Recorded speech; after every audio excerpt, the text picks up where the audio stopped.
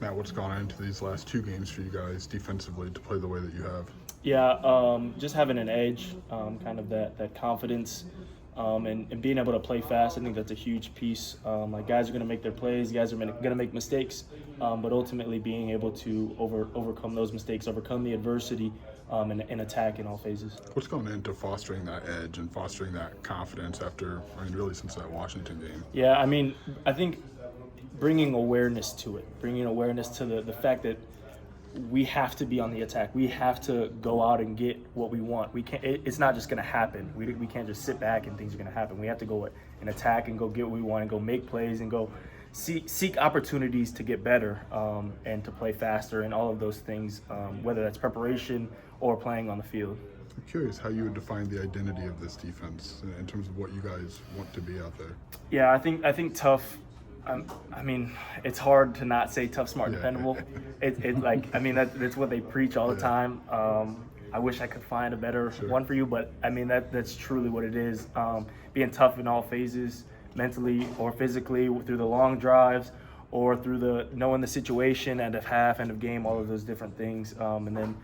That kind of transitions into smart, just being aware, and then being dependable, and just having the guy on your right and the guy on your left, and trusting them that they're going to do their best, and ultimately you got to do your best. Now you got a winning streak there now, 1-2 in a row.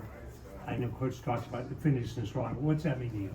Yeah, winning back to back, it's not easy to win in this league, and so it's definitely important. And we're trying to keep it moving going forward. He keeps talking about November to remember and that kind of thing. What do you think about that? Yeah, it's important. I think especially in today's age, this season specifically, I feel like these games in November decide a lot for the Big Ten and all of those things, even college football around the country. So I think it's a huge taking advantage of these next opportunities. You guys did that last year, you did it, right? Played well in November. Yeah, it's a big emphasis. How's it just felt last week, only giving up 19 or something combined points? Just how has it felt? Because mid-season some points are given up. Just how has it felt the last couple of weeks? Yeah, it's huge. Today, like not allowing them in the end zone on that long drive, I think that is a statement piece of what we are and what we're trying to do moving forward. And so I think, obviously holding them to less points is good for us. And so I think it's awesome that we were able to do that in these past two games. What was the key to not letting them in on a 96-yard, 17-play drive? I think it comes into preparation. Like we talk about 4 quarters in all of our workouts and stuff, and that goes all the way back to summer and spring. And so all of that kind of prepares you for a moment like that where you're tired mentally. It's easy to lack details and not pay attention to things. And so I think all of that preparation mentally and physically allowed us to execute. Your D-line combined for like 4 pass breakups. Yeah. That's when they're making the plays like that. You don't have to. How nice is that? Yeah, it's so awesome. Looking back and seeing one of those big guys celebrating and seeing the ball down, it's so awesome. It was a big emphasis this week as well. But yeah, they're great. So I guess you may have an interesting vantage point on Luke through games just because he's out there while you're on the bench. But just what do you see from him during a game? Like what's his presence? Even beyond the throws and the runs, just what does his presence mean? Yeah, he from my point of view, like I just see him as a confident leader, and it's so important to have that as a quarterback and as a leader of the offense specifically. But ultimately, there'd be times in the locker room we walk by each other, hey, let's go, like we got you guys, or like, hey, get us right here and we'll get you the ball back. You know what I'm saying? Like things like that, just the back and forth. But he's a great dude, and I think that he's a great leader beyond anything else. Has anything changed the way you guys do things during the week defensively? Brett kind of mentioned there had been some things that he wasn't going to give away, but is there anything that's allowed for this kind of 2-game performance? I don't know what Coach V is talking about, but I don't know if I think it's just the same old want-to-know mentality every day.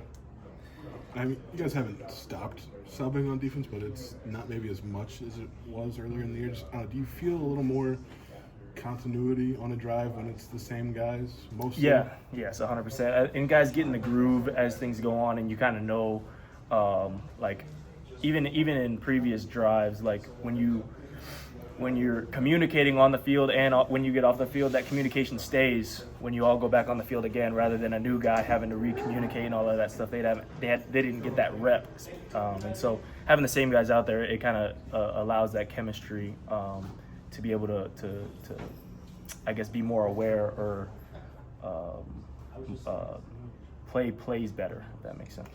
I apologize if this is a repeat, but what is it about Aaron Henry that he was able to keep you guys together and through some highs and lows this season? Yeah, I mean, that's just the dude he is. He's a great personality guy. Like he's someone that cares about you personally. But he's a great character, and he emphasizes on being together. Like I think that a saying is like the team that can stay the closest, or the team that can get the closest in today's era with the transfer portal and all of those things, like they will be the most successful. And so ultimately he's that staple of getting us to, he's easy to follow, easy to like get around, or to believe in, and so I think that plays a role in these ups and downs, as you'd say.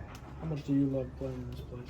Me? Man, it's awesome. I honestly, like there's so much, so many memories. I guess like I've been here for 4 years, right? And so all of the early memories from me coming early on, and the whole story with everything, like I didn't even know I was gonna be here. But now like the block eye it's where it's at, Do you think about that summer day on the turf, working out for them at all?